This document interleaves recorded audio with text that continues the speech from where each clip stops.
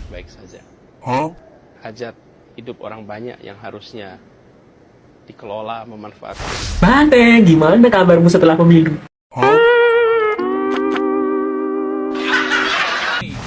Bukan pemilunya yang curang, dasar lu yang pecundang.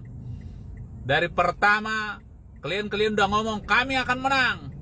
Dan salah satu TPS di Sampang, Madura, bahkan memalukan sekali hasilnya karena pasangan Ganjar Mahfud hanya diberikan 1 biji suara.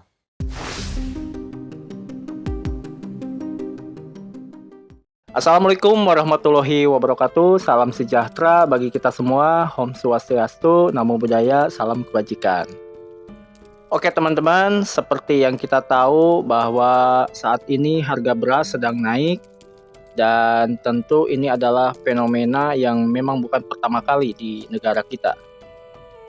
Namun ini mungkin akan menjadi lucu ketika fenomena ini terjadi pada masa pemilu, pada masa pilpres, dan tentu ini menjadi gorengan yang ramai banget ya di media sosial khususnya. Bahkan jika saja fenomena kenaikan beras ini bukan di masa-masa pilpres ataupun pemilu, ya tetap aja kalau mereka memang sudah dasarnya benci sama Pak Jokowi, semua pasti akan menjadi salah Jokowi. Bahkan saya masih ingat itu di berita ada yang mengatakan bahwa got mampet pun ya, jika ada got mampet pun yang disalahin pasti Pak Jokowi juga.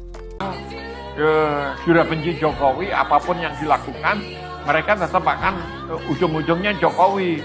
Ada got di depan rumah kita mampet gitu, yang salah Jokowi, presidennya harus turun.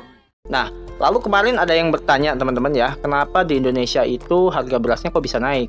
Padahal jika kita lihat data, negara Indonesia adalah negara dengan produsen beras terbesar se-ASEAN, bahkan di urutan 1 ya, disusul dengan Thailand dan Vietnam. Nah, lalu kenapa di Indonesia kok bisa mengalami kenaikan beras? Padahal secara produksi mereka kan paling besar. Nah, jadi alasannya adalah, jadi nilai produksi Indonesia itu kan 35 juta. Nah, sedangkan di sini konsumsinya teman-teman itu lebih besar, 36,32 juta ton. Nah, jadi konsumsinya lebih besar. Makanya kenapa negara kita bisa mengalami fenomena kenaikan beras ini. Sedangkan di negara lain, contohnya Thailand, nilai produksinya 21.435 juta ton, sedangkan konsumsinya hanya 14 jutaan. Nah, jadi tentu di sini menarik ya. Untuk Thailand ini jadi lebih besar nilai produksinya, makanya mereka bisa mengekspor. Faktor kedua yang sangat berpengaruh besar adalah El Nino.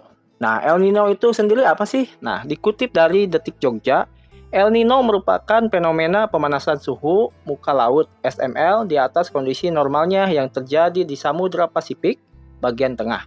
Jika pemanasan ini meningkat secara terus-menerus, maka potensi pertumbuhan awan di Samudra Pasifik bagian tengah pun ikut meningkat. Akibatnya, curah hujan khususnya di Indonesia akan berkurang. Secara sederhana, El Nino adalah suatu fenomena alam yang memicu terjadinya kekeringan. Nah, jadi intinya fenomena kekeringan ini tentu akan berpengaruh terhadap panen beras itu sendiri. Dan kita tahu fenomena ini kita sudah alami dari bulan November, dan tentu ini dampaknya sangat besar terhadap petani-petani, terhadap panen beras, dan tentu akan berpengaruh juga terhadap produksi beras. Jadi itulah yang menyebabkan harga beras ini bisa naik. Namun di sini pemerintah sudah berupaya dengan memberikan bansos, BLT, bahkan sampai dirapel ya teman-teman. Dan saya pun juga sama ya, sekalipun misalkan ini lagi masa-masa kampanye, lagi masa pemilu, kalau saya ada di posisi Pak Jokowi juga sama, saya akan mengambil keputusan seperti itu. Saya tidak peduli saat ini mau lagi masa kampanye atau masa pemilu. Kalau memang rakyat saat ini sedang membutuhkan bantuan sosial ya, khususnya di sini bahan-bahan pokok, bantuan tunai, ya tentu kita pun juga tidak akan diam. Karena memang kepentingan rakyat adalah di atas segalanya. Jadi mau apapun itu situasinya, tentu BLT ini pun akan tetap diberikan. Bahkan mungkin Pak Jokowi mengambil langkah yang lebih ekstrim lagi dengan merapel bantuan tunai. Dan saya pun tahu, pasti Pak Jokowi juga tahu resikonya ini akan menjadi sebuah perdebatan pro kontra menjadi gorengan politik. Dan ya mau gimana lagi, gak ada pilihan lain. Karena sekali lagi, fenomena kenaikan beras ini faktor utamanya adalah faktor alam yang kita gak bisa tawar-menawar lagi ya. Kalau udah faktor alam, udah kita gak bisa tawar-menawar lagi. Manusia hanya bisa berusaha. Dan saya pun sekali lagi teman-teman, saya pun memahami dengan kondisi ini. Namun ya sekali lagi, sepahit apapun ya kondisi kita, maka yang paling utama adalah kita harus tetap menggunakan akal kita bahwa semua fenomena ini bukanlah penyebab dari Pilpres 2024. Sok-sokan minta hak angket, perolehan suara aja cuma 16 sama 24%. Giliran kalah quick count ngatain curang ke Prabowo Gibran. Beras mahal nyalain 02. Udah gitu yang lucunya lagi, pendukung paslon sebelah udah gak nyoblos Prabowo Gibran, tapi paling depan minta makan siang gratis. Udah hasil perolehan suaranya sedikit, minta pemilu diulang. Aduh, terus aja diulang. Mau 10 kali diulang, tetap aja rakyat pilih dan pemenangnya Prabowo Gibran. Makanya kalau nggak siap kalah, nggak usah ikut pilpres. Guys, Pak Ganjar menang jadi presiden.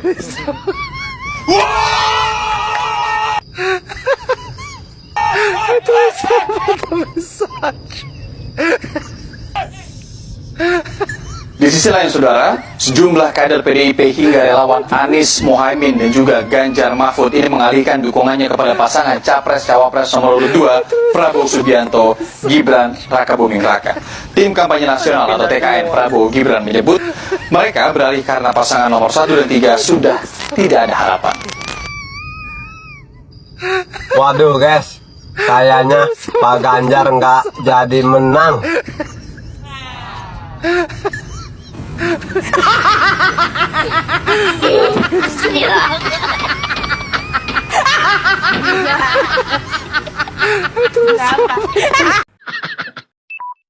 Mak, pinjem ini dong charger. Handphone saya udah Ganjar nih. 16% ya.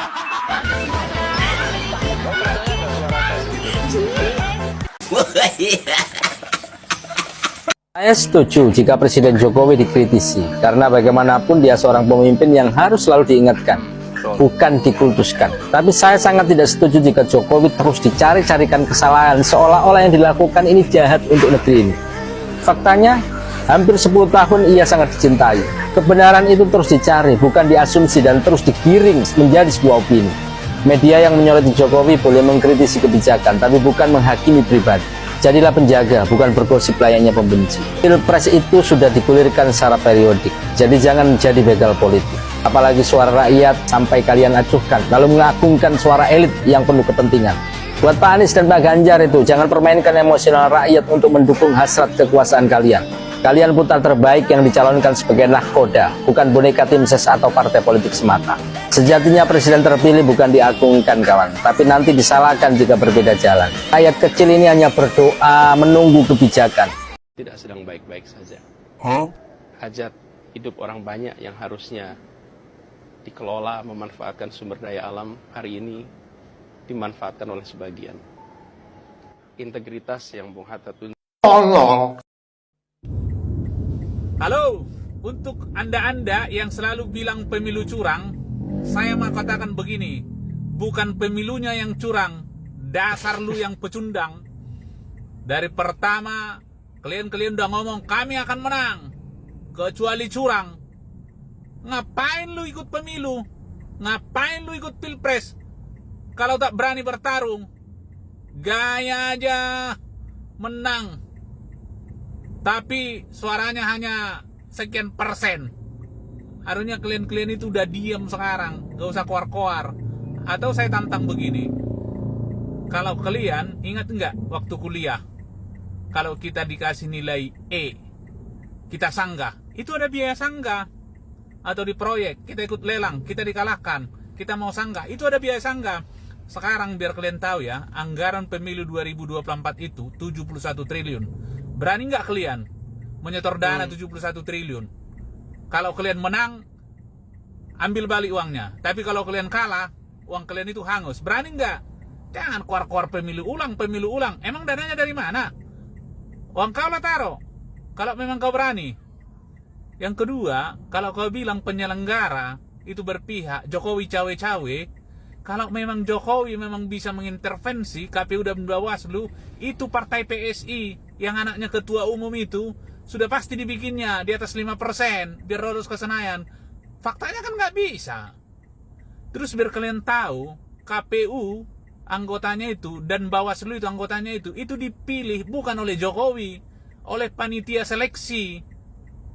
Tidak ada campur tangan Jokowi di situ. Panitia seleksi yang mengangkat anggota KPU dan anggota Bawaslu. Di tahap terakhir itu ada fit and proper test, uji kepatutan dan kelayakan.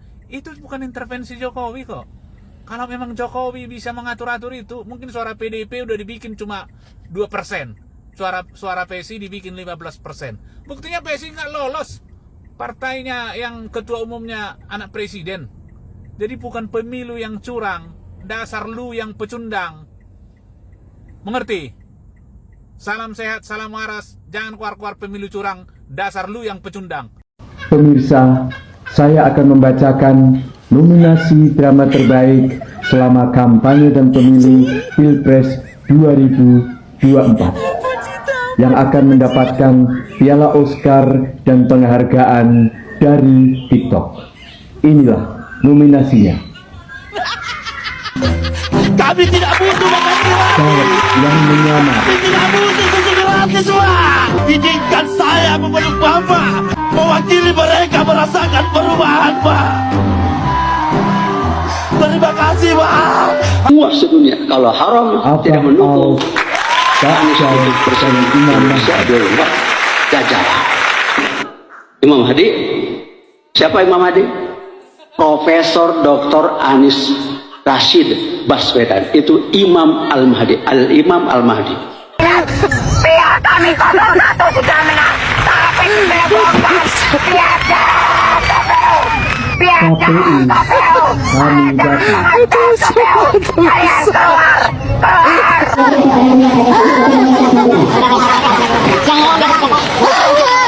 Kami pantang air mata.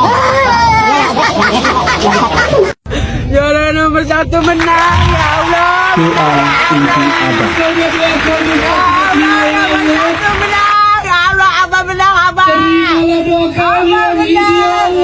Abah menang dan menang. Dan pemenangnya adalah Sapi caleg yang menyamar. Kami tidak butuh makan gratis. Kami tidak butuh susu gratis, Wah. Kami butuh. Bicara langkah politik Pak Jokowi tidak akan ada habisnya. Dalam permainan politik yang begitu rumit, beliau tetap menjaga langkahnya dengan penuh kecermatan dan kebijaksanaan. Sebagai seorang maestro, beliau sangat pandai mengatur simfoni kekuatan politik. Ia menari di atas lantai permainan dengan gerakan yang begitu indah dan elegan, tanpa meninggalkan sepak terjangnya yang selalu mengagumkan. Pak Jokowi memainkan kartunya dengan cermat, memprediksi setiap kemungkinan serangan yang mungkin melanda. Kemenangan pasangan Prabowo Gibran dalam kontestasi Pilpres 2024 tidak akan begitu saja diterima oleh kompetitornya. Dan Pak Jokowi sebagai master strategi politik mengerti akan hal ini. Sedari awal, beliau telah merencanakan langkahnya dengan sangat rapi, mengantisipasi serangan politik yang dapat mengganggu stabilitas politik, sekaligus stabilitas pemerintahan yang masih beliau pimpin. Lihatlah, ketika publik ribut dengan hasil pemilu, Pak Jokowi masih diam. Beliau tahu bahwa beliau tidak perlu masuk dalam keributan itu. Namun, ketika wacana hak angket mengemuka, beliau mulai melanjutkan langkah politiknya. Dengan gesit, beliau mengubah posisi figur politik di lingkaran kekuasaan. seperti seorang dalang yang mengatur wayang-wayangnya. Beliau tiba-tiba melantik Agus Harimurti Yudhoyono, Ketua Umum Partai Demokrat, sebagai Menteri ATR BPN, dan menggeser Pak Hadi ke posisi Menko Polhukam. Jelas ini bukan hanya sebatas pengisian posisi yang kosong, melainkan strategi politik yang penuh pertimbangan. Tak hanya itu, dengan cepat, Pak Jokowi juga mengadakan pertemuan dengan Pak Surya Paloh, Ketua Umum Partai Nasdem, pendukung utama pasangan Anies Muhaimin. Mungkin bagi kebanyakan pemain politik di Indonesia, sangat terlalu dini untuk melakukan rekonsiliasi. Bahkan rekapitulasi suara belum selesai, yang berarti kemenangan Prabowo Gibran atas Anies Muhaimin dan Ganjar Mahfud belum final. Tapi sekali lagi, ini Pak Jokowi, politisi yang dulu dicap plonga-plongo, kini dengan sangat mudah menekuk strategi senior-seniornya.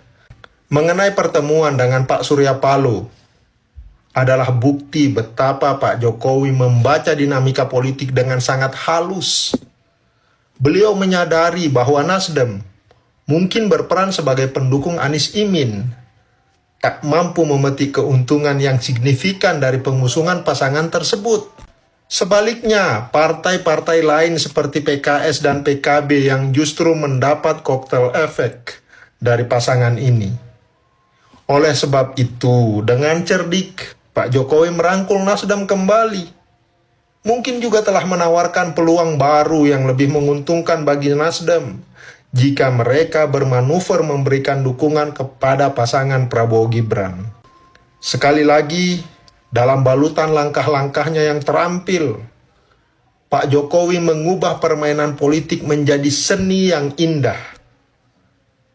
Beliau tidak hanya menata kekuatan politik, tetapi juga melihat peluang-peluang tersembunyi di balik bayang-bayang rivalitas politik yang kompleks. Dengan langkah-langkahnya yang elegan dan penuh perhitungan, Pak Jokowi memainkan permainan politik dengan keahlian seorang maestro yang mengatur harmoni di tengah kebisingan arena politik. Banteng, gimana kabarmu setelah pemilu?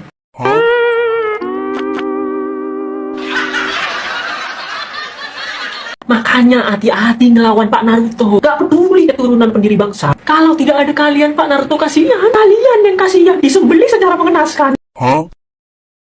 Memang strategi Bapak ini cerdik sekali. Pembalasan Pak Naruto itu dimulai sejak anak bungsunya menjadi Ketua Umum Partai Solidaritas Konoha, disingkat PSK.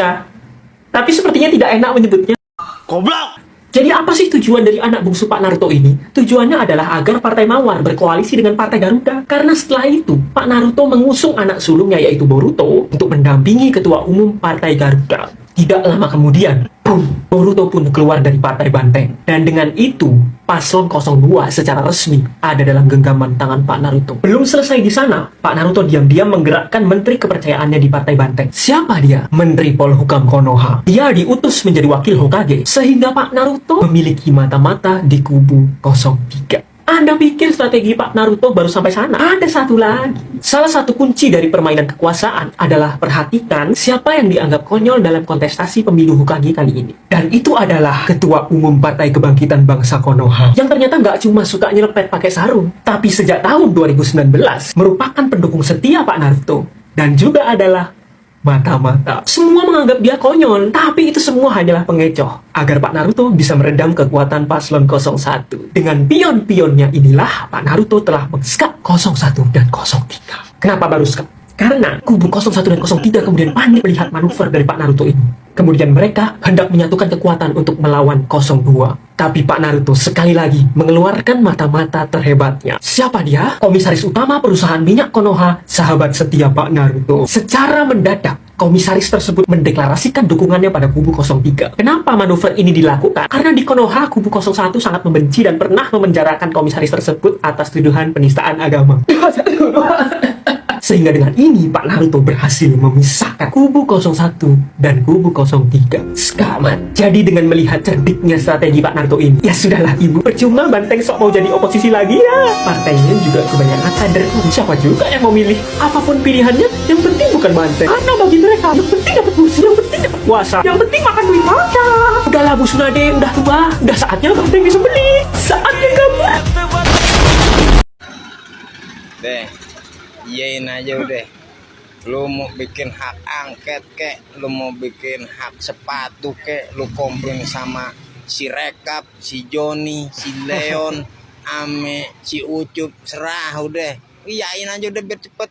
Iyain aja udah cepet. Lu mau apa sih, mau komplain si Buluk, si Gonjales, biarin dah. Iyain aja. Assalamualaikum warahmatullahi wabarakatuh. Saudara-saudaraku yang saya cintai, saya banggakan, ada sekitar 2000 TPS yang direkomendasikan oleh Bawaslu ke KPU untuk dilakukan pemungutan suara ulang atau PSU. Saya lanjutkan, dari ribuan TPS yang dianggap bermasalah. Saya tidak akan sebutkan detail masalahnya, intinya bahwa follow up-nya adalah pemungutan suara ulang. Nah, beberapa di antaranya sudah selesai dan sudah dihitung suaranya. Nah, apakah di pemungutan suara ulang ini kemudian terjadi perubahan signifikan dukungan yang tadinya mayoritas mendukung Ganjar Mahfud atau Prabowo Gibran dan seterusnya berubah? Ya, betul. Terjadi perubahan yang signifikan. Dan justru apa yang mereka harapkan berbanding terbalik dari keinginannya. Justru pemilih 02 Prabowo Gibran hampir semuanya menang telak di tempat-tempat yang dilakukan PSU atau pemungutan suara ulang ini. Dan salah satu TPS di Sampang, Madura, bahkan memalukan sekali hasilnya karena pasangan Ganjar Mahfud hanya diberikan 1 biji suara. Ini saya baca ya. 1 biji. Saya baca beberapa saja yang sudah di cover media, yang sudah dilakukan PSU dan dihitung suaranya.